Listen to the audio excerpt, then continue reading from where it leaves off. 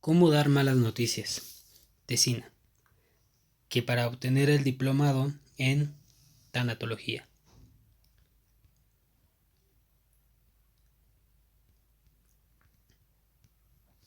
Índice, justificación, objetivos, alcance, introducción. ¿Qué es una mala noticia? ¿Por qué es tan difícil dar malas noticias? ¿Por qué hay que aprender a dar malas noticias? ¿Hasta dónde hay que dar la información? ¿Cómo hacerlo? ¿Cómo comunicar malas noticias? Un modelo de Pugman de 6 pasos. Modelos ABCDE, modelo API-CEE. Conclusión y bibliografía. Justificación. Dentro de la enseñanza en los estudiantes de medicina, se hace más énfasis en los promedios y calificaciones, áreas científicas, que la relación médico-paciente en los aspectos como el tacto, sensibilidad, capacidad perceptiva, ya que a la hora de enfermarse con el sufrimiento del paciente hay incomodidad y dificultad para ser sensibles a las necesidades del paciente en este momento de su vida, al enfrentarse Comunicar malas noticias es probablemente una de las tareas más difíciles que deben enfrentar los profesionales de la salud y con bastante frecuencia es motivo de queja de que el paciente se sienta maltratado, ya que a la hora de dar malas noticias no tenemos desarrolladas las habilidades necesarias de empatía, debido a que la formación profesional en la Facultad de Medicina se encuentra centrada en los conocimientos del diagnóstico y tratamiento de las enfermedades. Sin embargo, no existe la preparación para el abordaje de cómo dar malas noticias. En este trabajo se describe cómo dar malas noticias a partir de 6 pasos a seguir planteados por Pugman y colaboradores. Objetivos. Conocer cómo dar una mala noticia en 6 pasos. Mejorar la comunicación con el paciente y sus familiares al dar una mala noticia. Alcance. Considerando que en la Facultad de Medicina no se encuentra incluido en el plan de estudios cómo abordar al paciente y su familia a dar una mala noticia y que la mayoría del personal de salud aprende durante su desarrollo profesional con el paso de los años, con este trabajo pretendo dar a conocer a los médicos los pasos a seguir para transmitir una mala noticia en forma adecuada, generando una mejor relación médico-paciente en la práctica diaria, ya que en ocasiones, por ejemplo, somos fríos, crueles o usamos tecnicismos innecesarios, incomprensibles para el paciente. No escuchamos lo que realmente quiere saber el paciente, su lenguaje no verbal, etc. Introducción. En la práctica médica diaria, una de las tareas más difíciles de enfrentar es dar malas noticias. Podemos definir una mala noticia a aquella que drástica y negativamente altera la perspectiva del paciente en relación con su futuro. Consiste en informar de una enfermedad crónica, por ejemplo diabetes mellitus, enfermedades incapacitantes, degenerativas y progresivas, por ejemplo enfermedad de Alzheimer o de Parkinson o tumores cerebrales, y enfermedades que no tengan curación como el cáncer terminal. En los profesionales de la salud existe resistencia a dar malas noticias porque generan estrés, intensas emociones, sensaciones de responsabilidad por la noticia a dar y temor a una evaluación negativa. A la hora de dar malas noticias, más allá de lo que impacta emocionalmente el contenido, hay que tomar en cuenta el lugar, la forma en que se da la noticia, siendo esto un factor determinante para la adaptación del paciente y la familia a la nueva situación, influye en la relación con el médico en el futuro. Los receptores de malas noticias difícilmente olvidan dónde, cuándo y cómo le fue comunicado la mala noticia. Sin embargo, en México, esta formación sobre cómo dar malas noticias no existe en el plan de estudios de la carrera de médico. Cada profesional ha desarrollado sus estrategias a partir de la experiencia. Se requiere adquirir habilidades para desarrollar una comunicación eficiente de malas noticias. Existen 6 pasos de Bookman recomienda para ayudarnos en esta difícil tarea. ¿Qué es una mala noticia? La comunicación, junto con el control de los síntomas y el apoyo emocional, son los instrumentos básicos que se utilizan en el desarrollo diario de la profesión médica. Ser poco hábiles a la hora de dar malas noticias puede generar un sufrimiento añadido innecesario en la persona que recibe la noticia y un deterioro en la relación médico-paciente. En muchas ocasiones, a la hora de abordar estas situaciones, el profesional de salud suele tener miedos e inquietudes, pues durante su etapa de estudios en la facultad ha recibido una formación basada en el binomio salud-enfermedad, desde una enfermedad totalmente biológica, desateniéndose por tanto las habilidades de comunicación. Comunicar es intercambiar mensajes entre individuos donde se articulan múltiples elementos. No solo se pone en juego la palabra, sino también la comunicación no verbal, que incluye la mirada, la expresión, la postura, los gestos, entre otras cosas. Todas estas características de la comunicación pueden determinar la eficacia del mensaje a transmitir. Este mensaje debe ser claro, sencillo, breve, con palabras simples y orientadas a un objetivo bien definido, que en este caso el paciente y o familia comprendan lo que el médico quiere transmitir. El receptor es aquella persona a quien va dirigida la comunicación. Quien decodifica el mensaje debe tener interés por el tema. Debe estar en un momento favorable y con una actitud positiva hacia el emisor, ya que los problemas o acontecimientos personales, familiares o laborales pueden disminuir temporalmente la receptividad. Según Buchmann, una mala noticia es aquella que afecta drástica y negativamente la perspectiva de la vida del paciente en relación al futuro. Otras definiciones más completas es la que da Tasek, que las define como toda comunicación relacionada con el proceso de atención médica que conlleva la percepción de amenaza física o mental y el riesgo de ver sobrepasadas las propias capacidades en función del estilo de vida establecido, existiendo objetiva o subjetivamente pocas posibilidades de afrontamiento negativos del recién suceso. Lo malo de una noticia de enfermedad, los valores y las creencias, entre otras cosas, de los pacientes. Por ejemplo, a un paciente que se le diagnostica diabetes mellitus y ha tenido la experiencia previa con algún familiar o conocido cuya evolución haya sido complicada e incluso le haya ocasionado la muerte, la noticia tendrá mayor impacto en el paciente. ¿Por qué es tan difícil dar malas noticias?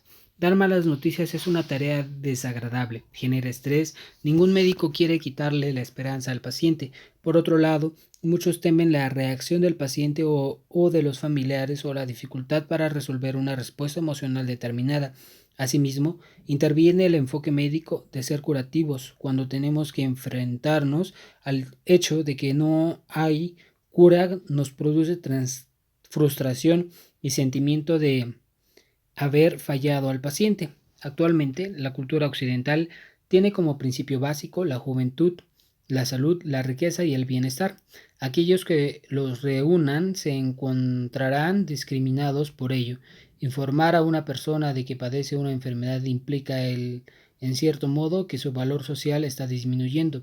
Esta sensación es aún más dolorosa cuando la mala noticia implica la muerte. Además, es muy difícil estimar cuál va a ser el impacto de una enfermedad en un paciente desde nuestro propio conocimiento de esta enfermedad. El impacto de una enfermedad sobre un paciente puede evaluarse solamente en el contexto de la propia vida del paciente.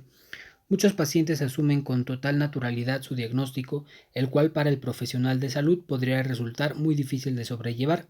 Existen varios factores propios del médico que interfieren en el momento de comunicar malas noticias, como son miedo de causar dolor. Las malas noticias causan dolor. Los médicos fuimos educados para aliviar dolores y cuando los provocamos durante un procedimiento, sutura o cirugía, estamos habituados a aplicar anestésicos o analgésicos para aliviarlo. Lamentablemente, no existen anestésicos para aliviar el dolor que provocan las malas noticias.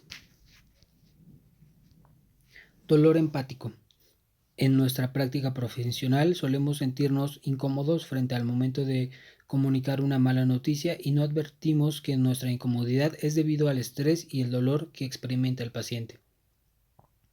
Miedo a ser culpado, culpar al mensajero. En general, las personas encuentran difícil afrontar las malas noticias cuando llegan y tienden a personalizarlas sobre otras personas, culpar al médico, usualmente el mensajero, y descargan su ira y enojo con esas personas. Miedo a la falla terapéutica. En los últimos años, los avances en las técnicas de diagnóstico y tratamiento han creado la ilusión de que existe una pastilla para todos los males, que todo se cura. y así de algún modo se niega la posibilidad de muerte. Por ello, la falla terapéutica se vive como un fracaso. Miedo legal. Judicialización del problema. No se puede negar el aumento de las demandas en los últimos años.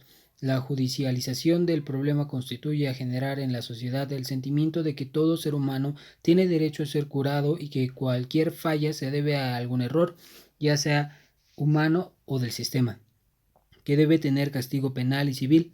Miedo a lo desconocido. Hemos sido instruidos para seguir procedimientos convencionales. Existen guías de tratamiento para coma o diabetes, pero en general casi ningún profesional de la salud ha recibido instrucción formal de cómo abordar el problema de comunicar malas noticias, desarrollar las habilidades necesarias. Miedo de decir no sé. No estamos educados para decir no sé. Creemos que nos desvalorizamos si debemos afirmar esto. Miedo de expresar emociones. Los profesionales de la salud, particularmente los médicos, tienen la dificultad para expresar sentimientos. Esto es porque estamos entrenados para permanecer en calma, para poder pensar en forma clara y lógica. Así, cualquier reacción como enojo, depresión o angustia se consideran actos no profesionales que debilitan nuestra imagen frente al paciente o la familia. Miedo de la propia muerte. Es difícil estimar cuál es el grado de miedo que un individuo tiene frente a la propia muerte.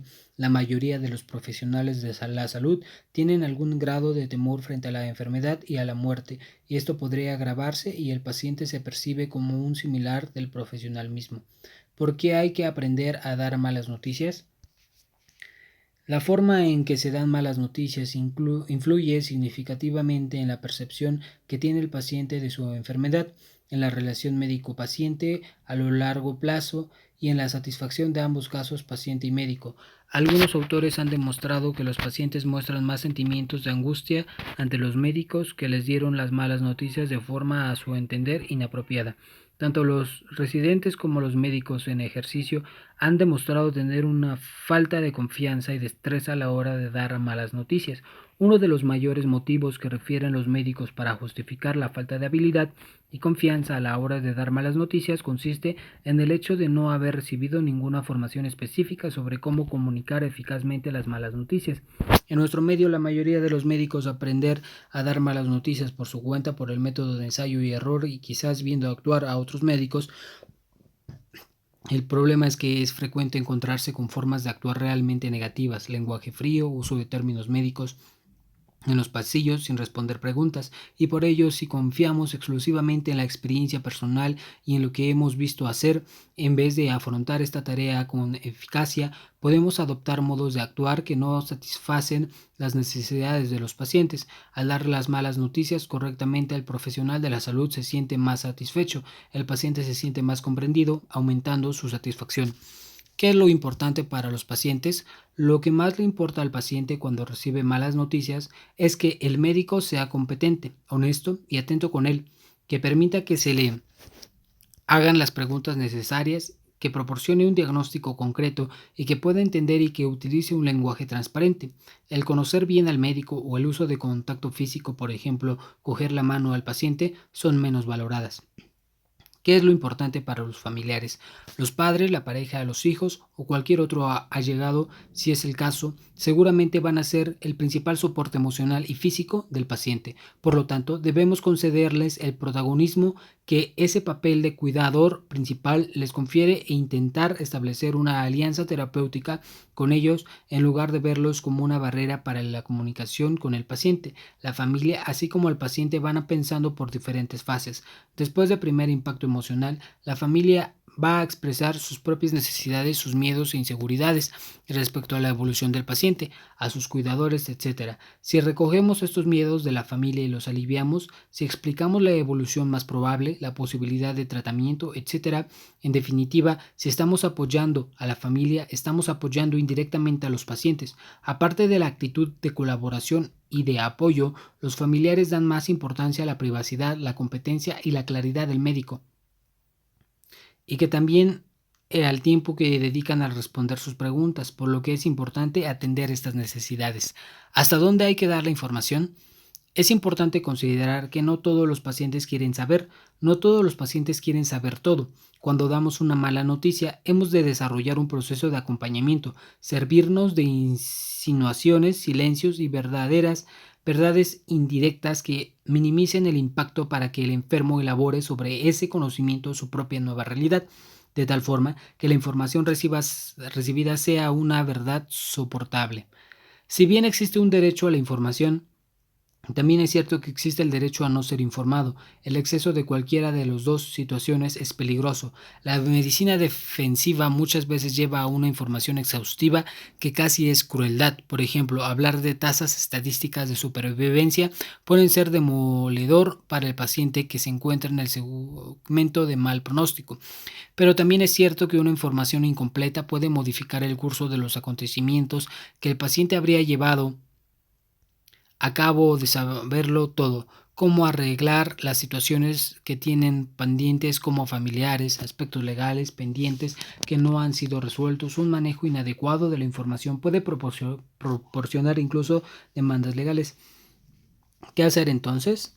Tal vez las dos normas básicas en las que debemos apoyarnos sean que siempre hay que responder a las preguntas formuladas y que el paciente debe saber todo aquello que es necesario para que participe en la toma de decisiones diagnósticas y terapéuticas de su propia enfermedad.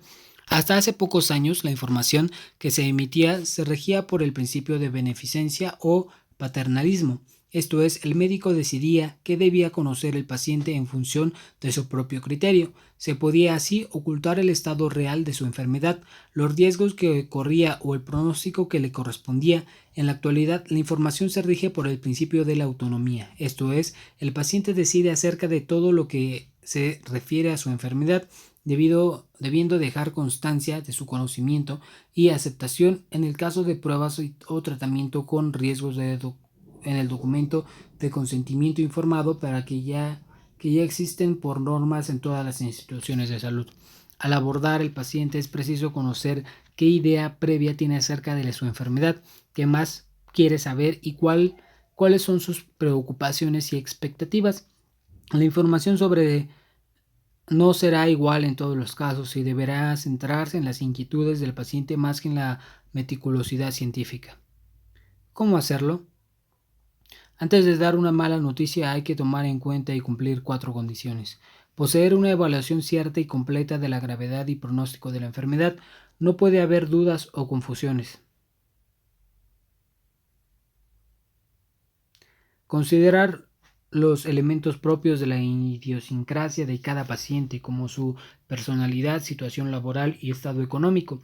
Las creencias religiosas son un apoyo psicológico importante, por lo que es primordial conocer el grado de implicación del paciente con su fe. 3.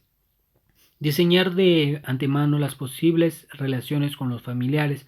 A menudo se requiere informar a cada uno de los integrantes de la familia que van acudiendo en goteo en diferentes horas y días, lo que puede generar interpretaciones de forma diferente entre ellos y crear confusión. Se debe intentar identificar a un líder o aliado y entenderse con él.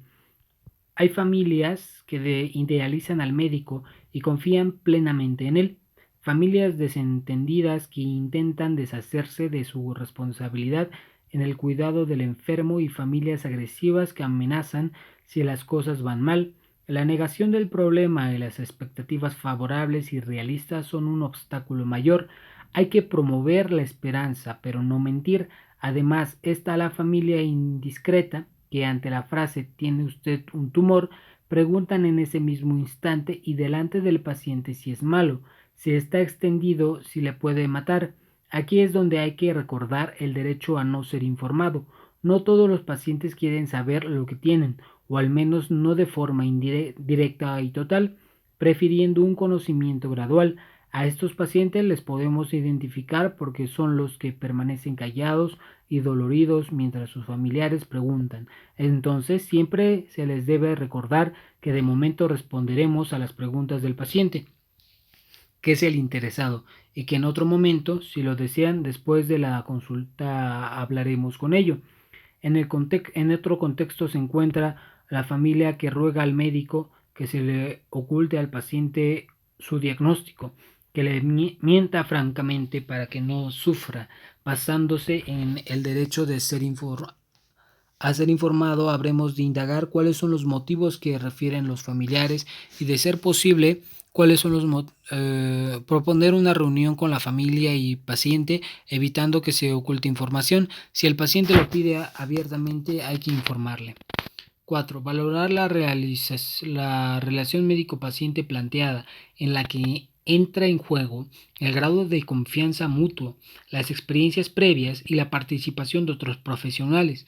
Aparentemente, un vínculo estrecho entre médico y enfermo facilita el proceso comunicativo, pero en algunos casos aumenta la tensión emocional y la frustración del médico, que no puede evitar el mal de su paciente. Por otro lado, el desarrollo tecnológico y los cambios en la organización de la práctica médica han aumentado el número de profesionales implicados en la enfermedad. Puede ser que se transmita una misma información desde diferentes fuentes: el dermatólogo, el cirujano, el radiólogo, por lo que la coordinación y la definición de roles en un equipo a la hora de transmitir malas noticias es ideal. ¿Cómo comunicar malas noticias? Un modelo de 6 pasos. El protocolo de 6 pasos, descrito por Buchman y colaboradores, se trata de un modelo práctico y dinámico que se ha desarrollado para aplicar el día a día. Su aplicación no insume mucho tiempo. A medida que el profesional va tomando experiencia, aprenderá cuáles son los pasos que no deberá evitar y cuáles podría omitir. Etapa 1. Preparándonos para empezar. En la práctica clínica es frecuente que antes de iniciar la consulta estemos pensando en el paciente anterior, en la larga lista de actividades que nos espera, en algún llamado telefónico u otros problemas de índole profesional. La alternativa es prepararnos a nosotros mismos para poder prestar la mayor atención posible durante el encuentro. Hay que asegurarse de no ser interrumpido. Telefonía celular, donde, si es posible, hay que llevar al paciente y o familiares a un lugar privado. Si no se cuenta con un lugar privado y se encuentra, por ejemplo, en una área de cuidados intensivos, cierre las cortinas o las puertas, lo que dará una sensación de privacidad. Evite dar información de pie, y menos aún en los pasillos, ya que en estas situaciones es posible que conversaciones cruciales sean interrumpidas por el carro de la comida o la limpieza, o por cualquier individuo que casualmente pasa por allí. La posición debe ser cómoda y próxima al paciente, sin prisas. ¿Quién debe participar?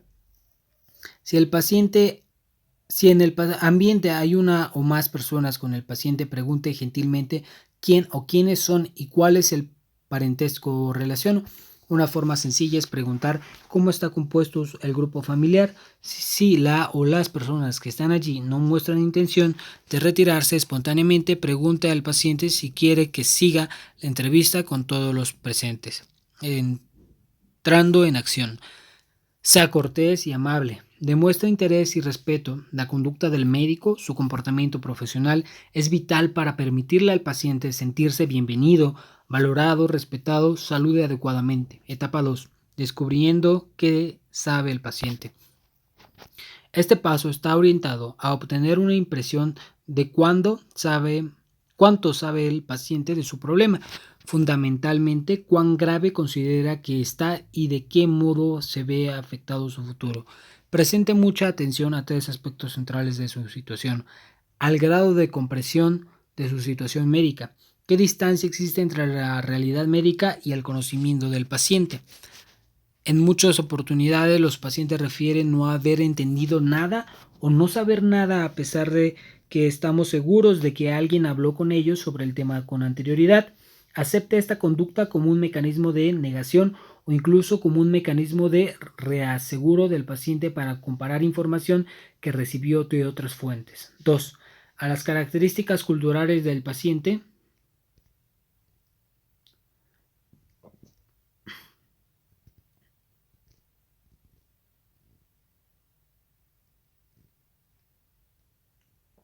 En esta etapa preste atención al vocabulario que utiliza, qué tipo de palabras emplea.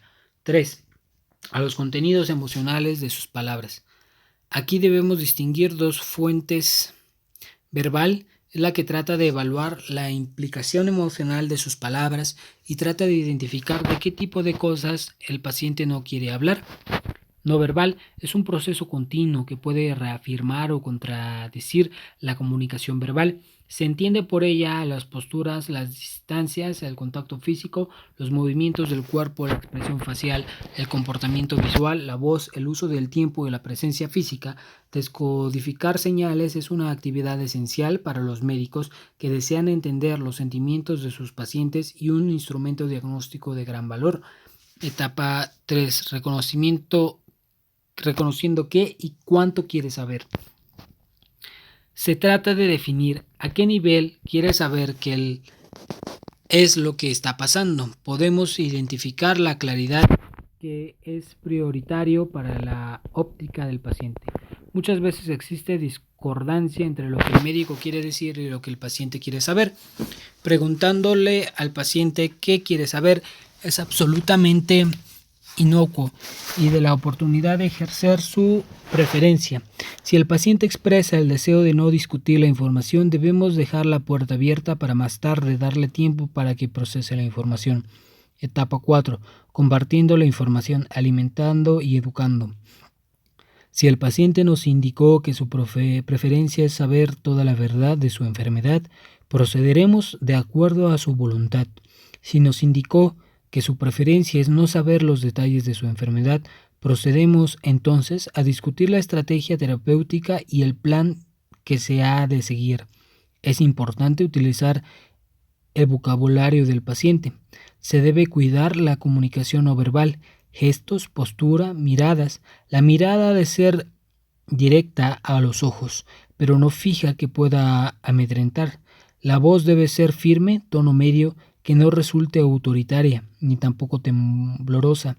Hay que mostrar seguridad.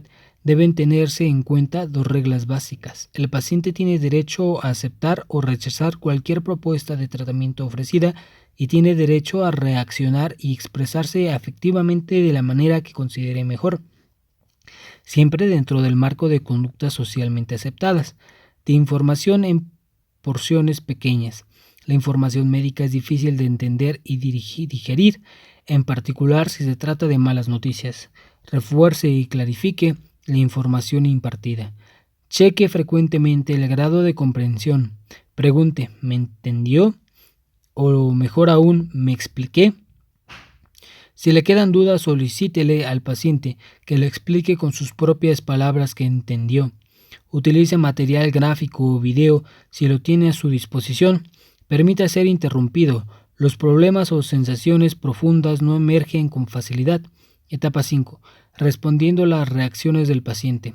El éxito de nuestro trabajo depende en última instancia del modo en que el paciente reacciona y cómo nosotros respondemos a esas reacciones.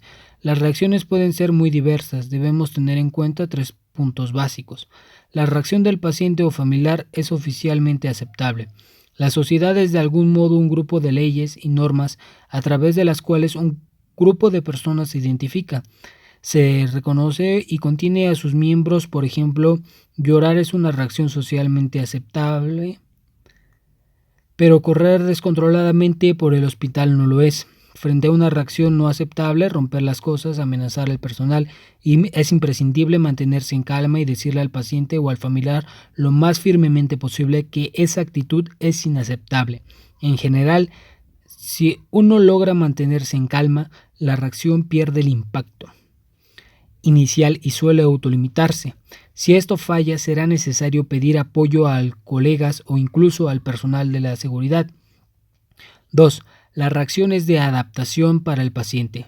La reacción está ayudando a aliviar o sobrellevar el problema. Es parte de la resolución o no está ayudando a sobrellevar la situación. Es un nuevo problema. 3. Es modificable. Si la reacción está aumentando la ansiedad del paciente, ¿existe alguna intervención que pueda ayudar? Frente a este panorama, existen 3 puntos que tienen que quedar bien claros. El paciente sabe que su reacción está empeorando el problema. El paciente tiene interés en cambiar su actitud, motivación. C. Existen instancias de negociación con el paciente para lograr el cambio. Si la respuesta es no para los 3 puntos, la solución es sencilla. La reacción no es modificable. Nada podrá hacer. En este caso, simplemente apoye y acompañe al paciente. En una situación ideal se debe contar con personal capacitado en el área de tanatología para una intervención en crisis. La intervención en crisis es un proceso que busca influir activamente en el funcionamiento psíquico de una persona durante el proceso de desequilibrio para aliviar el impacto inmediato de los eventos estresantes y ayudar a reactivar las actividades afectadas por la crisis. La evaluación e intervención adecuadas son esenciales para garantizar la seguridad del paciente y de terceros, ayudarlo a enfrentar eficazmente el problema y empoderarlo para hacer frente a futuros acontecimientos vitales de manera eficaz.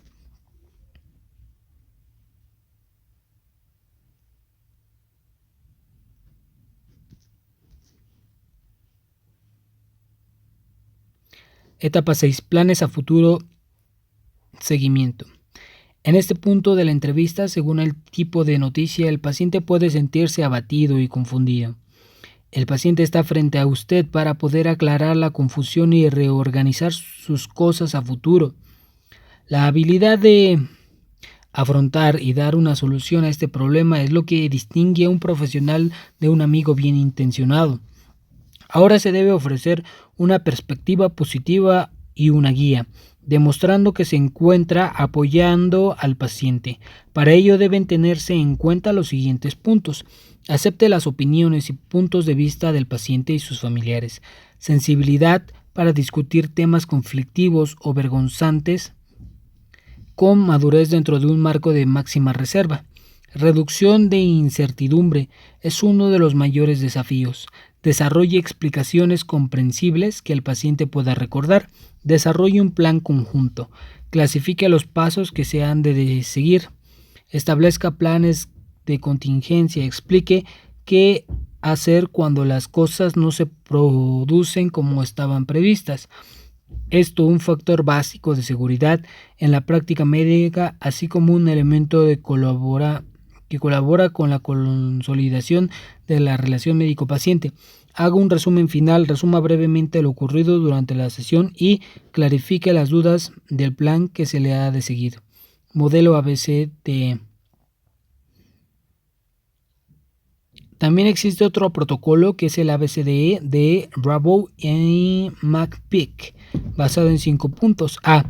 Preparación del paciente. Además del espacio físico, también hace mención a prepararse emocional y mentalmente de cómo dar las malas noticias por parte del profesional. B. Conocer cuánto sabe y qué quiere saber en una fusión de los pasos 2 y 3 de Buchmann. C. Comunicarse correctamente. Recomienda llamar las cosas por sus nombres. Por ejemplo, cáncer o muerte, no usar eufemismos.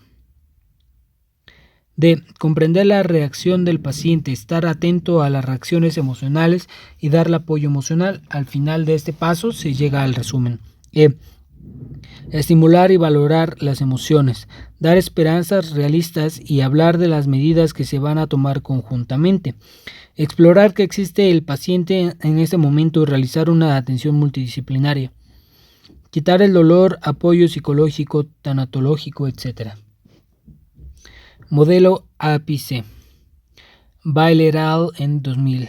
Organizaron lo publicado desde 1985 y desarrollaron un protocolo de 6 pasos como guía para dar malas noticias, al que denominamos Spikes. Una traducción reciente al castellano lo ha dado a conocer en España con el acrónimo EPICE, que corresponde a los 6 pasos en que conceptualiza y desglosa el proceso de dar malas noticias. E de eterno, P de percepción del paciente, E de entorno, P de percepción del paciente, I de invitación, C de comunicar, E de empatía y E de estrategia. Épice. Entorno. Las malas noticias deben darse en un lugar privado, de forma que solo estén presentes el paciente, sus familiares o personas más allegadas y los miembros del equipo asistencial necesario. Lo mejor es que el médico esté sentado, que establezca un buen contacto ocular con el paciente y que mantenga un contacto físico apropiado, por ejemplo, darle la mano, arreglarle el brazo o apoyar la mano en el hombro, etc. Es muy importante disponer el tiempo suficiente para responder a sus preguntas. Las posibles interrupciones deben ser controladas de antemano. Apagar el móvil. Hablar con el personal que pudiera entrar a la sala sin previo aviso, asegurarse de que otros compañeros puedan encargarse de situaciones no previstas. Ápice, percepción del paciente. Es necesario conocer qué es lo que sabe el paciente sobre su enfermedad antes de proceder a dar las malas noticias. No podemos valer de preguntas como hasta el momento ¿qué le han dicho que tiene? O ¿recuerda para qué hicimos esta prueba? Si valoramos los conocimientos previos del paciente, tendremos la oportunidad de corregir cualquier información errónea que pudiera existir y además podremos adaptar las malas noticias a nivel de comprensión que tenga el paciente, es decir, podremos personalizar la información con lo que conseguiremos una mayor eficacia. Ápice, invitación. Se trata de averiguar hasta dónde quiere saber el paciente. No todo el mundo quiere conocer con detalle lo que le pasa cuando espera un diagnóstico realmente malo. Cada persona tiene su propio ritmo para recibir y aceptar la información. Incluso muchos utilizan la negación como mecanismo de adaptación y no quiere saber. Por estas razones los médicos han de pedir permiso para dar las malas noticias. El modelo EPI-C es bastante directo en este punto. ¿Es usted el tipo de persona a la que le gusta conocer todos los detalles o quiere que hablemos solo aspectos del tratamiento? Si la enfermedad fuese más grave de lo esperado en un principio, ¿cómo le gustaría que manejemos la información? ¿Qué le interesaría que le dijéramos? McGeer y Fulner hacen un abordaje más indirecto, quizás más humano, pero también más complicado de conceptualizar. Utilizan eufemismos como medida de acercamiento, transición. Me preocupa que pueda ser algo más que una úlcera. Hemos encontrado unas pocas células raras. Nos encontramos ante un tipo de tumor. Las articulaciones están inflamadas. Hemos encontrado unas alteraciones en el sistema nervioso, etc. Estar muy atentos en la respuesta del paciente. A. Si responde abiertamente con ¿qué quiere decir, doctor? Probablemente nos está pidiendo más información. B. Si por el contrario nos dice lo dejo en sus manos, doctor, es más probable que no quiera saber nada más. Los médicos tenemos que pedir permiso para dar malas noticias. Esto puede ser especialmente importante para pacientes de culturas distintas a las nuestras, en las que la autonomía del paciente es relativa y sus decisiones las tiene que tomar de acuerdo con otras personas. El médico tiene que decir quisiera informarle de los resultados de las pruebas. ¿Está bien? Lo mejor es informar a los pacientes sobre los resultados que se pueden esperar antes de pedir las pruebas. Y así se prepara a los pacientes para recibir posibles malas noticias, como ya sabe, le estábamos haciendo una serie de pruebas. La verdad es que podemos encontrar cosas buenas y no tan buenas, aunque no lo sabremos hasta que nos lleguen los resultados. Ápice, conocimiento. Los pacientes necesitan tener información necesaria para tomar sus propias decisiones. Para ello, los médicos tenemos que darles la información de forma que la puedan entender, es decir, haciendo un esfuerzo por transmitir la información a nivel de comprensión que tenga el paciente. Suele mejor decir que el tumor se ha extendido a otros lugares del cuerpo que decir que se ha metastizado. La información debe darse en pequeños trazos para facilitar su procesamiento por el paciente. Se puede comprobar si se ha comprendido, preguntar de vez en cuando, ¿me entiende? ¿Quiere que le aclare alguna cosa en particular? Deberíamos evitar la franqueza brusca y el optimismo engañoso. Cada vez son más los médicos que piensan que dar un periodo concreto de supervivencia no tiene ninguna utilidad. De empatía. Más que una frase, es una actitud que se de dar en todos los pasos que estamos comentando. Por ello, explore las emociones del paciente, entienda estas emociones y transmítele dicha comprensión. El médico empático es capaz de reconocer las respuestas emocionales de su paciente o de su familia, identificándola en primer lugar y luego respondiendo adecuadamente. Puede decir, por ejemplo, entiendo que le guste lo que le estoy diciendo.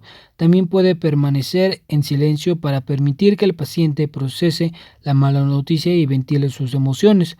En ocasiones ofrece un pañuelo en silencio en una buena opción. Las emociones y las preocupaciones que afloran cuando se reciben malas noticias que puede identificar a través de los siguientes pasos. Paso 1. Identificar la emoción. ¿Qué sentimiento le provocan estas noticias? Paso 2. Etiquetar la emoción, así que le asusta. Paso 3. Legitimar. Comprensión, normalizar. Es normal tener sentimientos de este tipo. Paso 4. Respecto debe ser duro para usted. Paso 5. Indagar más y más. ¿Hay algo más que le preocupe? Paso 6. Apoyo. Veamos qué podemos hacer. Estrategia. Después de recibir las malas noticias, los pacientes suelen experimentar sensaciones de soledad e incertidumbre. Una forma de minimizar la angustia del paciente es resumir lo que se ha hablado, comprobar qué es lo que ha comprendido, formular un plan de trabajo y de seguimiento.